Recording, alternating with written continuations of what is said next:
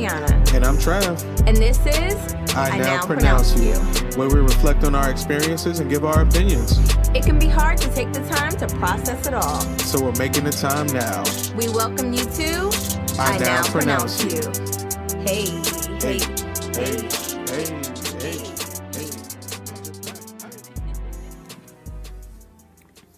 Hey guys. Hey, what's up, guys? What's up? Welcome to I Now Pronounce You. Yeah. Trav, what's going on? How have you been? Just exhausted. Burning the candle at both ends. Classic Trav. Classic Trav. I had a very relaxing day. It wasn't as productive as I would have liked it to be. You need a lazy day every once in a while. Yeah. So it was pretty lazy. But today we are talking about being a dreamer, okay? Or society likes to call it being a dreamer, right? Good topic. Do you feel like when you hear the word dreamer, do you feel like, or when you hear someone say they have a dream, do you feel like that it has a negative connotation or a positive one? Me personally, I don't. I think it's cool to have dreams. It's just that depending on how hard, you want to go for that dream, you gotta... No, do you feel like it has a negative connotation or a positive one? It's positive, actually. Okay. To me, it's positive. I mean, overall, I think it could be... People could perceive it as negative, but I think it's positive. I perceive it as positive, yeah. Anytime I would hear someone say that, their dream would be X, Y, and Z, or, this is what they would like to do, I feel like society thinks it's something negative, something that's not attainable. Oh, your head is in the clouds. You need to focus on something that's more tangible.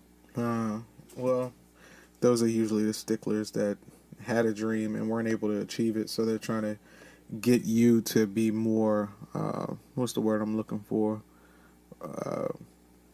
They call it realistic, but every even inventions and things that we're using now started off as a dream. So those are usually the folks that couldn't achieve theirs, and so they, as Jay would say, they put their fears on someone else and get you to try to think on this plane level.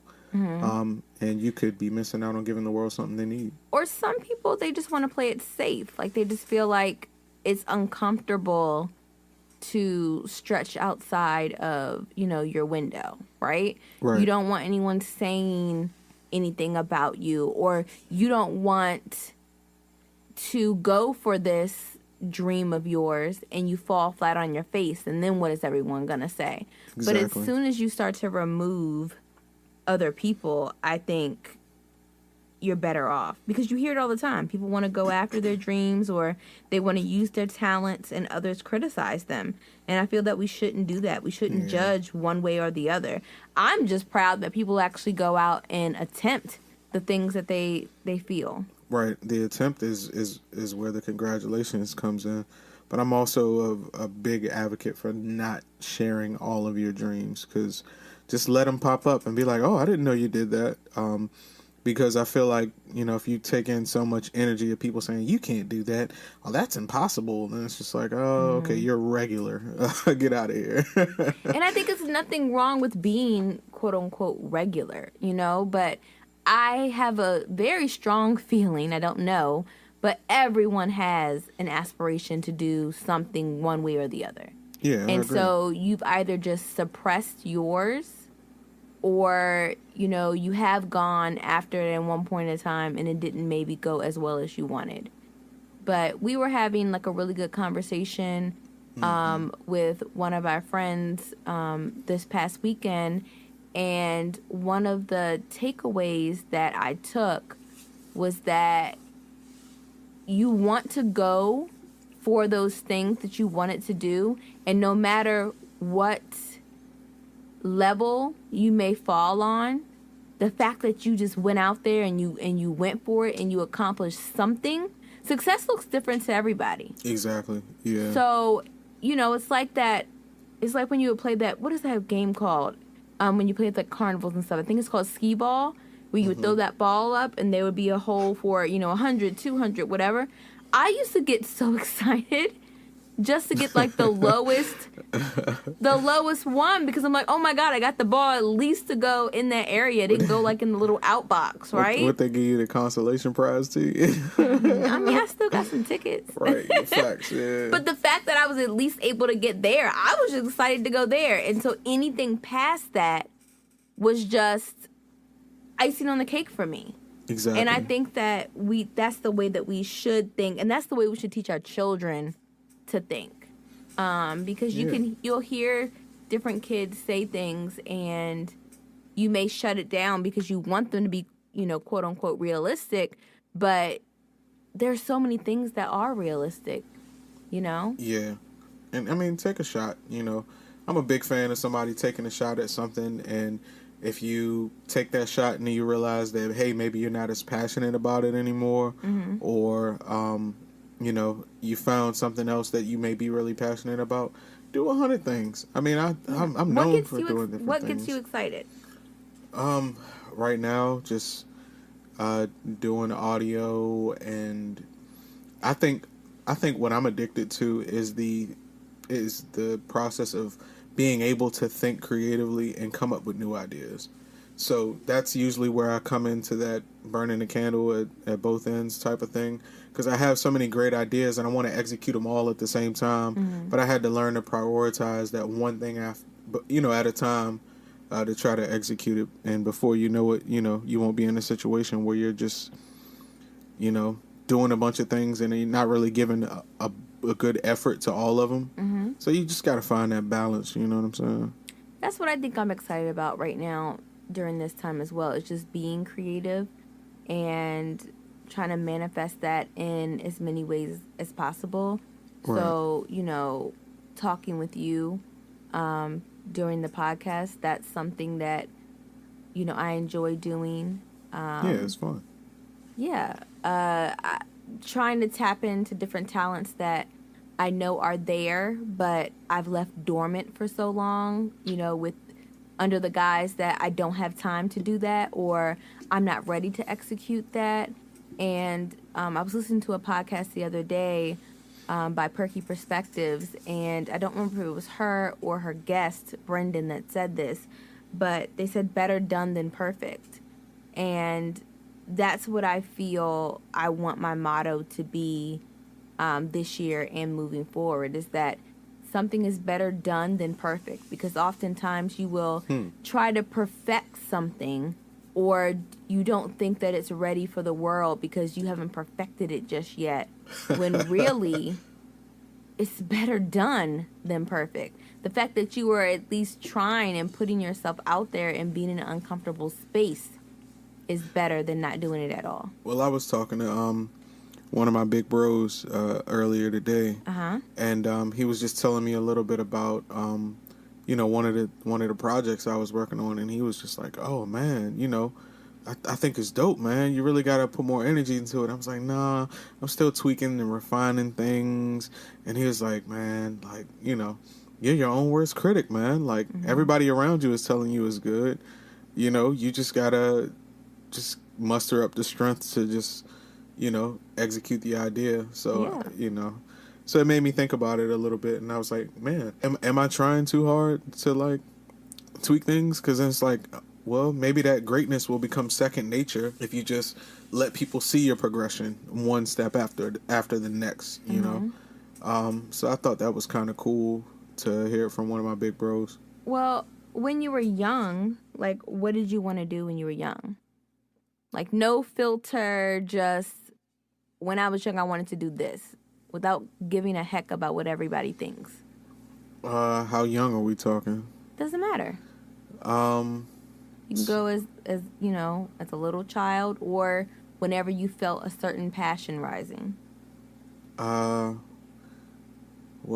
I mean, if I go back to 14, when I was younger, I used to write poetry. And, like, I had a teacher of mine that, like, taught me what haikus were, and I thought it was, like, fire. So I started, like, writing haikus, and then before I knew it, I know this contradicts everything I said, but my mom bought me this book that was about Tupac called Rose in the Concrete, and it was just talking about his poetic side. Yeah. And so, I started writing poetry And I really thought that was something that was going to fit my personality, me being a Pisces and me being expressionary. And then, you know, as I got older, I got into like writing songs, and so I wanted to do like the music thing. But you know, those were my dreams. You know, I still hold on to them. Why do you always feel so uncomfortable to talk about it? Because like it just. I'm even listening to you carefully orchestrate your words, and I'm like, come on, Trav. Because like, it just has such a bad. It gives Who people cares? a This bad is a space, you know, where you shouldn't care about what people facts think. Yeah, facts. It was one of those things where if I don't mention it enough, maybe people won't beat me down for it. You know what I mean? And like try to steal that, because it's still a precious dream of mine. So I don't want to mention it to people who I feel like aren't thinking on that high enough plane to see that something can be achieved, because all they're looking at is the competition. And I'm just like, all right, I feel you. You know what I mean? And then that's when I started, as I grew a little bit older into like my early 20s, I wanted to become this entrepreneurial, like major boss figure. I remember that phase. And like I was doing everything. Like I thought I was Russell Simmons Jr. So like, and then when I didn't realize is that all of those things collectively can be put into one person.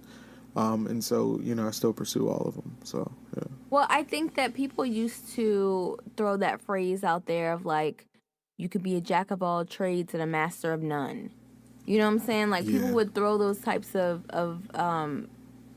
things out there to make people feel like, well, I have to be good at just this one thing. I have to put my energy into just this one thing. And that's bull. Because, you know, honestly, if you have multiple skills, you can make, you know, when you execute your idea, you can execute it harder than anybody else. And, you know, in our age of multitasking, a lot of our jobs require us to do like 10 things at once. You know, does it take away from the quality? Sometimes, but. And by the way, everybody, I did notice that Trav still didn't say the word, but, you know, it's cool. He wants to keep his initial dream to himself. That's fine. I wanted to be a rapper like Kanye West. You did. Yeah. And And that was like the cliche thing, right? Like people would roll their eyes in the back of their head, or like, oh my God, here's like, another one. Right. Oh my God, there's another rapper. He wants to be a rapper. Oh my God, like, but you know, surprisingly, my family loved my records, and you know, I got into songwriting, and you know, I started singing, and it was, when it clicked for me, because you know, when we were young, like 17, 18, 19, and we're going to open mics and going to shows in the city and things like that, I was like, okay, this is something that he does. Like, not a big deal. It's a group of people that, you know, hang out, and like this is their I guess I can't say that. Thing. It's their thing. I was gonna say Black Boy Joy, but what? It made you guys happy. It made you guys happy. What? And then, I've never heard that term used before. You've never heard Black Boy Joy? No, I have not. You better check out that hashtag. Hashtag Black Boy Joy. Typically, we refer to like small children. Y'all were teenagers, but still, that was some Black Boy Joy to me. Yeah. Just saying. But anyway, back to my initial point. Okay. Where's my meme of Waka Flocka right now? I'm like, okay. Like, you know what I'm saying? You made me lose my point. Okay. Yeah, but your point was?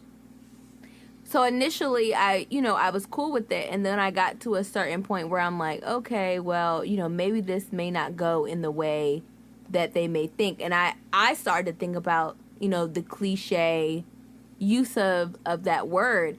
But what actually made me change my thinking is seeing people that were stuck in jobs that they hated, or seeing people that didn't have any goals or aspirations or dreams, and how it looked kind of empty, you know, to be in that space, or people that were soul searching and all of that. And I was like, wow, like, I felt like you knew something that made you happy, regardless of if you are being listened to by umpteen people, and you know, or if you're just writing in your basement because it just fulfills you. Do you know what I'm saying? Like, and I was never the same afterwards. Like, I hardened a little bit more.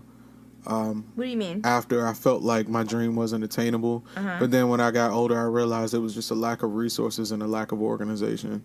And there's so many different ways you can go with it. Like with any dream, I feel like we don't think about all the possibilities. You could shop at the corporations for commercials. You can do TV and film. Yes. There's also, jingles, and there's all types of avenues that you can take that you don't think about. That you don't think about at that age. Yes. You just think about becoming Kanye West. So it's like, how can I exercise this talent in a different avenue, a different way to make it obtainable to me? And some people, they use their talents and they work on a local level. Yeah. And, that's their thing. And they, travel, nationally and things like that. And so I think that you should never feel like what you enjoy doing or what you aspire to do, you should never feel like it's slum. You know what I'm saying? Yeah. And that's part of that's part of the reason why I just don't. I feel like people change their opinion of you when they figure out for instance, they want to put you in a box as a one-dimensional person. And the older I get, the more I realize, you can't put anybody in a box, man. Like, you can't put anyone in this, like, Travis is here. Travis is the corporate guy. He's the, So, I mean, this was an avenue I took to support my family. And though I do think this is an okay job, like, I don't dread going to work every day, like some people who completely hate it. And it's enough to sustain our lifestyle. But it's not ultimately, like, my favorite thing to do. Like, I could literally be up for 3 days and do sounds and engineer and would not get tired of it. Wouldn't even need sleep. And that's how you know you love something. When I was young, from as long as I can remember, I always wanted to be a teacher.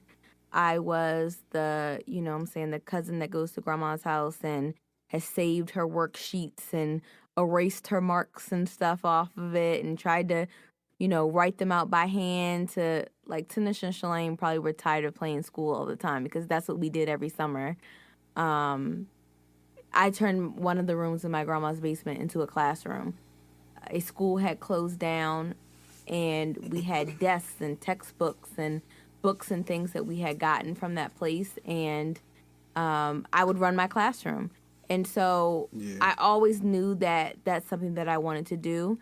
Until I got older, and then I was placed in those situations where I'm going to school for it, and you're getting into the schools and you're seeing the realities of the school system. I think then it's like, oh, was this the right choice? And education is something that is so rewarding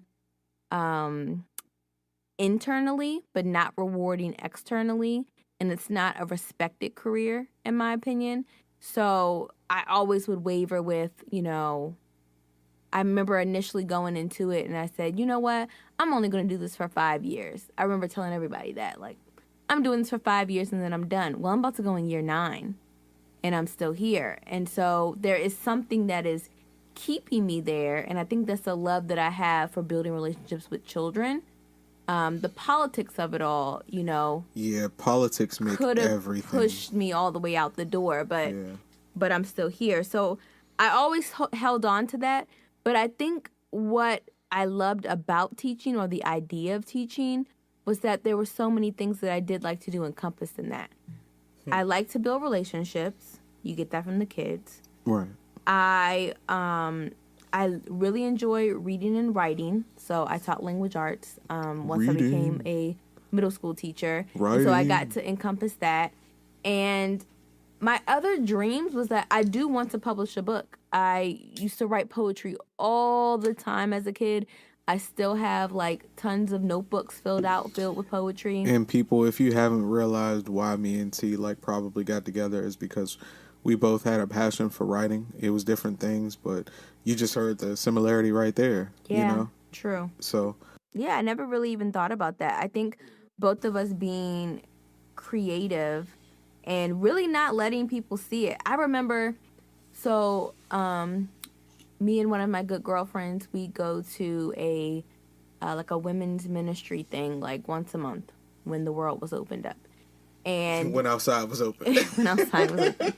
And you would get a name tag and you write your name on it, and then you're supposed to write your hobby or like something that you do. And I remember like getting it, and my friend, she quickly wrote like running, right? And I sat there and I'm like, what do I like to do that I feel comfortable with sharing, at least, I guess. I like to fix my husband's sandwiches. big sandwiches. I don't want to be a sandwich maker. So I wrote writing on there. And then I sat down and I was like thinking to myself, like throughout this, event, like, well, Teonna, how long are you going to continue to call yourself in your mind a writer if I feel like I didn't have anything to show for it. Do you know what I'm saying? Yeah, like that was my problem with the music. It was like, well, Trav, you do music. I've never heard you release anything publicly. Like I can't find you on Spotify. I can't find you on any other, like, nothing. And I'm just like, well, I'm working on my sound. So by people probably not hearing it, they probably felt the type of way. But that's that better done than perfect. Yeah. Because when I went through this transformative time in my life where I felt like I was seeking something, I started going to this restaurant called Busboys and Poets. And at Busboy and Poets, you can listen to like an open mic.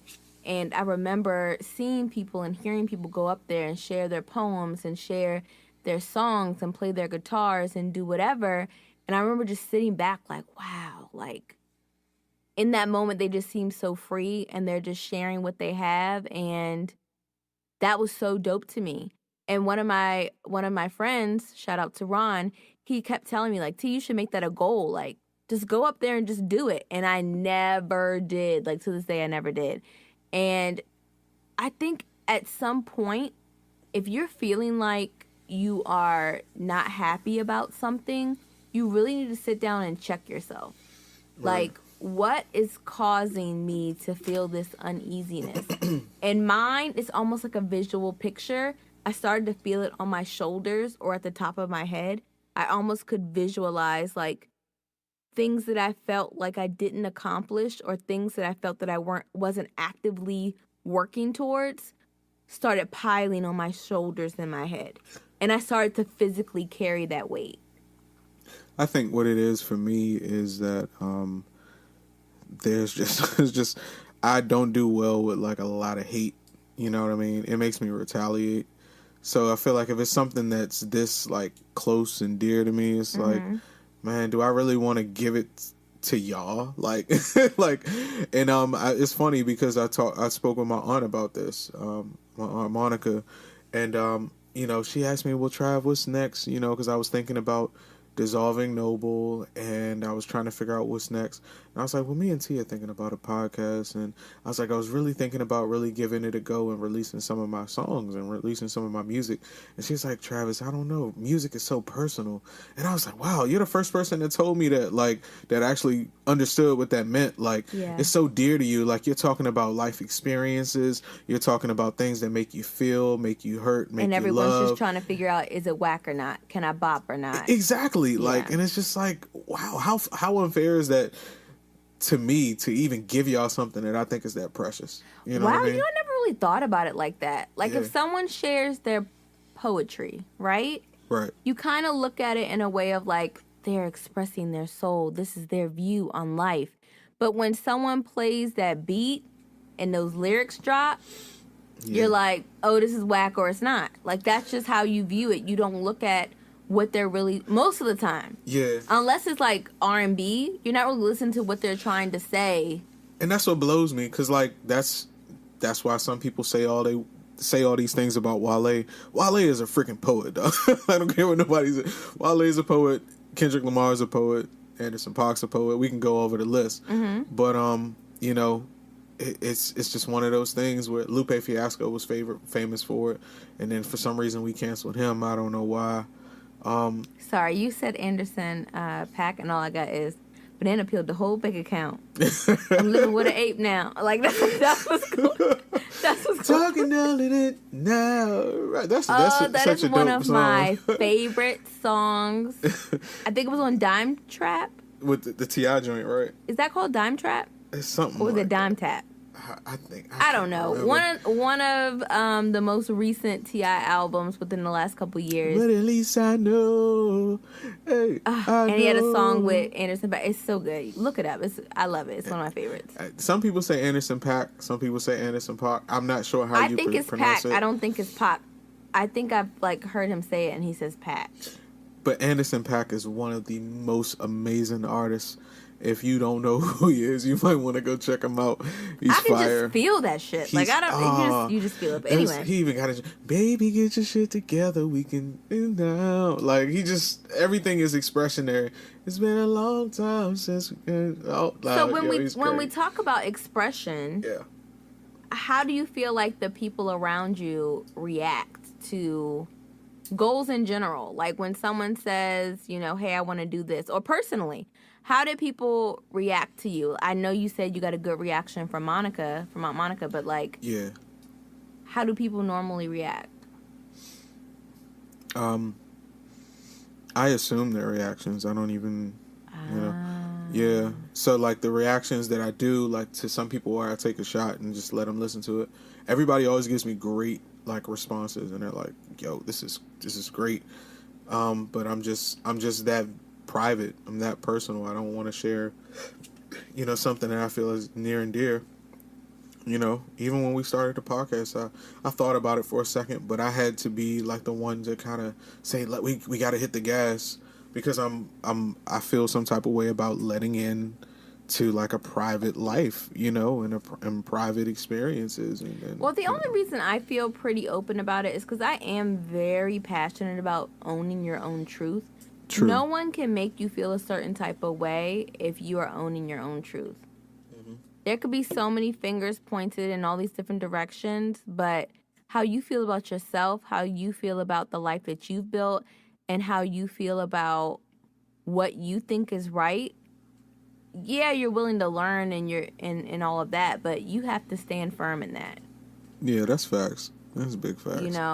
People can have their phone in their hands and they're scrolling through and they see someone start a new business or start, a new venture and they're probably like, so-and-so from da-da-da-da. I know. Look what they doing. Why they doing that? I hate that. You can't focus on that. That cannot, I know that's the first thing you want to think of, but when to do this podcast, those negative thoughts never came to my mind because I view this as a passion project. I view this as I'm not trying to be something that I'm not. I don't look at this as something that I'm going to generate revenue off of. Would it be great? Sure. But I don't look at it like that. I look at this as a form of therapy and expression and just something that I enjoy doing. I don't look at it in any other way. So you can't think about what the small percentage of people that will roll their eyes and talk shit. You can't focus on that. Yeah, and I mean at this age I am. It's just the idea, the pearls, the swine idea. But I guess that's part of it because, like I said, ideas. You could have an idea or you could have a concept. And you could truly the world could be missing out on advancement and, bettering themselves with your invention or with your whatever creation it is. So they always say that you're doing a disservice to the world by having a gift and not sharing it with everybody else. You know what I mean? Like something you said the other day, because I still feel like you feel the need to justify your passions and your hobbies to me. I don't know why, but I still feel like you do that. And so something you said the other day, you said, look, babe, if I didn't, spending all that time and all those years plucking away at my computer and trying to learn these different programs and software, and now today I'm able to record, edit, and master this podcast. And you're like, see, that wasn't a waste of time. And I was thinking in my head, whoever said it was a waste? So you can either choose to, be in this safe zone where you feel like everyone is not thinking of you in a certain light and, you're just playing along with the game of life and you're just going to, don't pass go, do not collect $200. or you can take a risk. And I feel like there are going to be some people that, they won't change in their views of things. They're inexorable, right? They're inexorable. They just won't change. They're just stuck in that one mode. But people that decide to invest in themselves, that's a part of self-love. That's part of self-care. There's this whole movement around it. So I think it is becoming more acceptable that you do more than one thing. Think about people who, make their own clothing items and their own shoes and sell them. Whereas before it was like, oh, if you're not wearing Nike, you're not wearing this, that, and the third. Like, nobody want to wear that. Over time, people have been able to do so many other things and make their own products and it not be torn down or ridiculed in a way that makes you feel uncomfortable. People now are making their own soaps and making giving tarot card readings and selling crystals and all these things that at one point in time were deemed as weird, right? Yeah. But what you don't understand is the climate's changing. The climate is changing. People are owning who they are. They're creating their own belief systems. And you're supposed to communicate you're crazy with confidence. Yeah. That's another thing I heard on that Perky Perspective episode that resonated with me so much. It's communicating you're crazy with confidence. If you stand in your truth and you say, this is who I am, this is what I like, and that may or may not change, I feel like no one can rock you in that way, and you can go after those aspirations and those dreams. Yeah, I mean, I feel like people are finally evolving. We're finally getting to a point where, like you said, we're owning our own truths, and I'm pretty much there. It just took a long road. I guess I had a checklist in my own brain, and I also feel like it's not that I'm hindering myself or feeling, incompetent. I think what it is that I think that I'm doing things on my own time and on my own timeline. Yeah, that's another thing. Yeah, I'm not pushing myself to go at anybody else's pace but my own. So the previous conversation that we've just had pretty much is talking about the pros of being, quote unquote, a dreamer or having aspirations. But there are some cons when you have those dreams or aspirations. One of those things being what you just mentioned, which is a timeline. If you are a person that is dead set that I must make this type of income by 25 or by 30, or I need to be in my house by this time, or I need to be in a marriage by this time, or I need to... It's so stressful. It is such a high level of stress to put that on yourself. It's so stressful, man. Why not just say, these are things that I want to do? Yes, it's good to have a timeline, but you do not have to butcher yourself if you don't make it there. I was upset because my cap was 25. So then my next cap was you can't be over 30 and not own a home. You can't be over 30 and not be at mid-level. But who says executive? So? But it's to my own standards. It wasn't even to society standards, but I realized the level of stress that I was at. And then, outside influences, which I realized that it was only for them to come up, for me to put that much pressure on myself. And, I finally got to a point where I'm at my own pace. So especially with something that I feel like I'm passionate about, I'm going to take as much time as I feel I need. And then when I feel like I'm ready, then I'm going to share it, and go from there. Another con could be finances as well. Because depending on what your aspiration or what your dream is, it may cause you to have money up front to kind of be able to execute those things. Well, that's why we need them 2 C's, baby. So cash and capital. So if you... Capital and credit. Oh, I'm sorry. Cash and capital are the same thing, baby. My bad. You good. So if you're allocating all of your funds towards your dream, that's when I think it starts to get a little hairy. Especially if you're in a relationship, that can affect your relationship. If all your money is going to this dream that I'm not participating in, it may seem selfish to me. Do you know what I'm saying? Well, I may not get it. I mean, there are also plenty of quotes and, people like, Steve Jobs that say, success happens to those that are selfish. Some people that, that is the downside of like for instance, like when somebody has an idea and they want to achieve success in it, it becomes a healthy to them, but unhealthy to everyone else obsession. And so they're spending hours of honing their craft, refining it, and then, just continuously building. And their end result is success, achieving their dream, and typically some sort of financial gain. But the rubbish or everything that they kind of left behind is just like tattered. You know what I mean? It's just like left to the dust. I feel like it should be handled in a certain way, though. Like, yeah. I feel like there are certain things that don't necessarily cost to do. Like, this podcast doesn't cost us anything. With regard, if we didn't have the resources that we have already in the house. Oh, if I didn't have you. I am a resource. Thank you for being essential. But no, multiple microphones, you know what I mean? Multiple headsets, software, computers, and these are things that I already have in the house because it's something that I use it for another purpose. True. But imagine if we didn't, we would just be two people sitting in front of a USB microphone trying to figure out, how do I use this thing here? Like older folks, shout out to my older folks, y'all dope. But like, imagine if we didn't have those resources in the house, then it would be difficult. So no matter what, there's going to take some sort of like lump sum to get anything started if you don't already have the resources around you.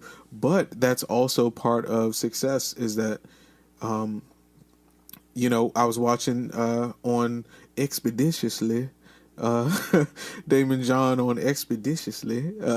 He pretty much talked about how, he started FUBU, how he started selling T-shirts in his neighborhood, and he had to use his resources around him, and he didn't have enough to afford his mortgage or his rent, and to rent like a factory space to produce his shirts. So he paid for the factory, and he slept on the floor.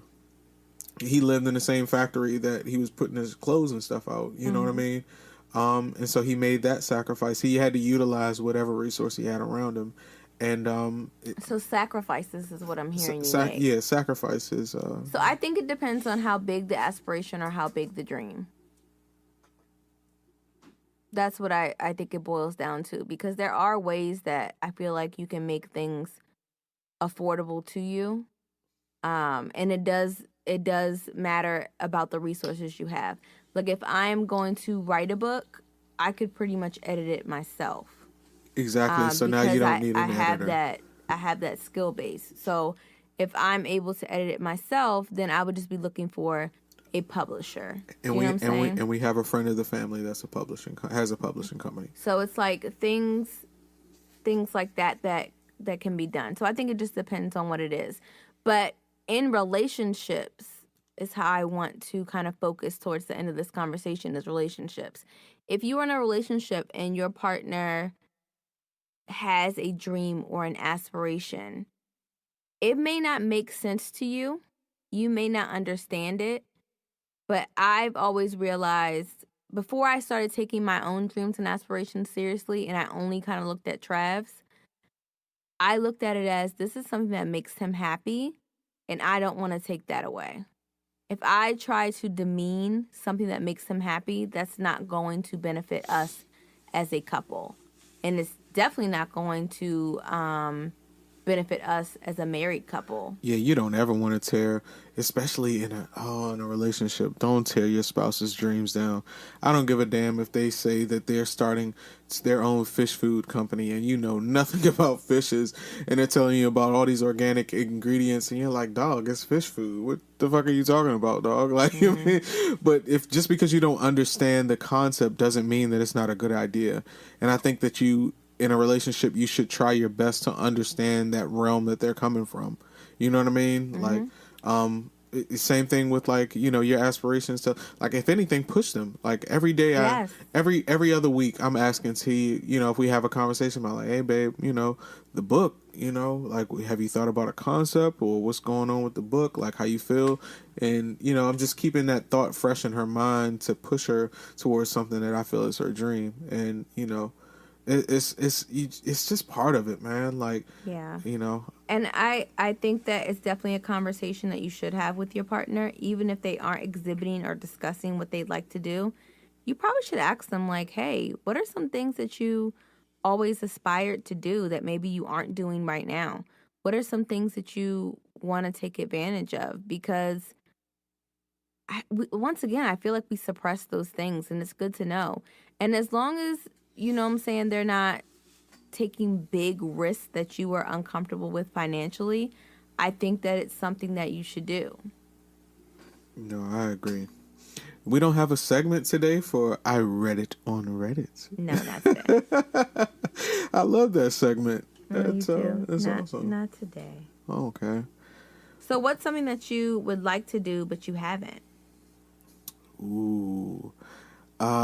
I want to start an outerwear brand where I design my own like outerwear. I can't give too many details because I wrote it down in my big book of dreams. But I would like to start an outerwear company. I'm heavily inspired by our crazy cousin Kanye West.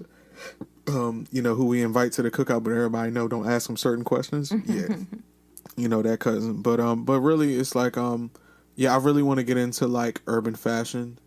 It's always been a passion of mine.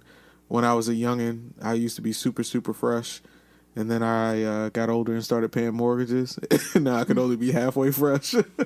But I do want to like pick fabrics and talk to designers and really hone in on fashion. But that's something you have to dedicate like your all to. You can't do anything else if you're like a fashion designer. So I wanted to get into that. And plus we grew up in the DMV where being a fashion designer was nothing. It was nothing soft about that. Like we had Shooters, we had Makunu, we had Bonadachi Bionzo, we had All Days, we had, We Are One, like all those different brands. Exactly. And they weren't washed out of the city until like everybody decided they want to wear little clothes and wear LRG. But that's irrelevant. But yeah, that's what I always wanted to get into next was fashion design.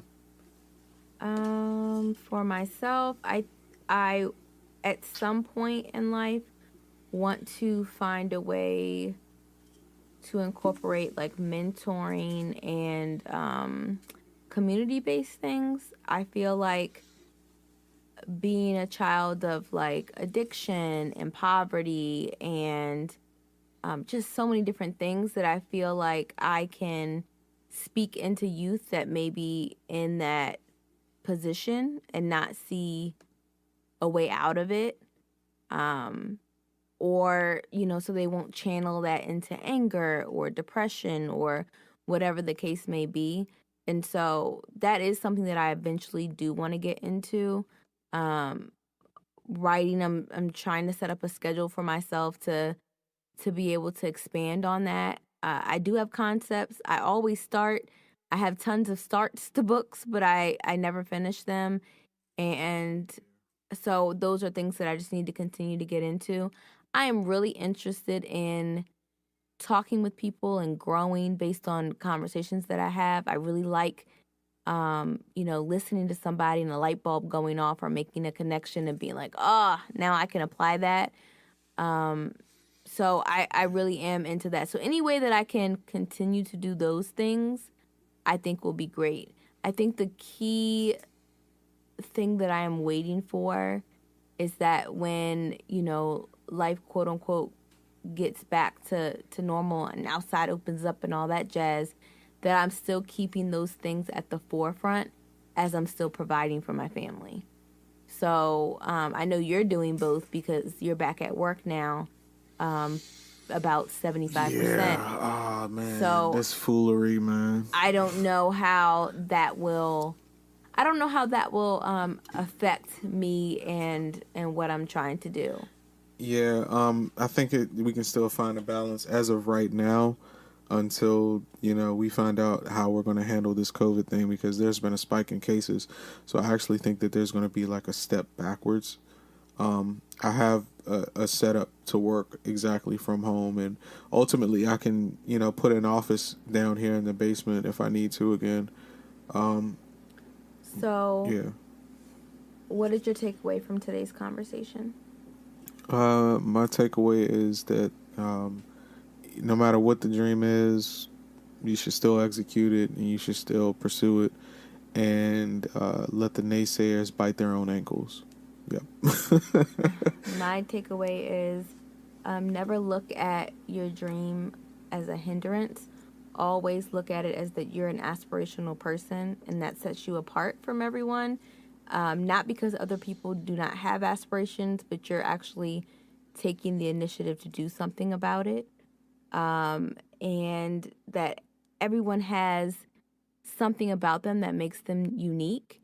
And by conforming or trying to stay safe, you are denying yourself of your full life.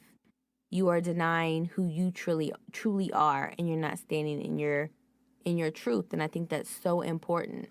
And instead of figuring that out 20 or 30 years from now, you should be trying to figure it out right now, because it is important. And one day it will catch up to you. You may not feel like it will, but one day it will. And I don't want that for anybody. Yeah, you never want to live life with regrets. My biggest fear is not becoming an unk. And if you feel like people are not going to like you for it, well, guess what? Those people aren't for you. Why would you want to keep people around you that aren't for you? If they're not your tribe, they ain't your tribe. Yes. Cut them off. The sooner the better. So please follow us on Instagram at inowpronounceyou.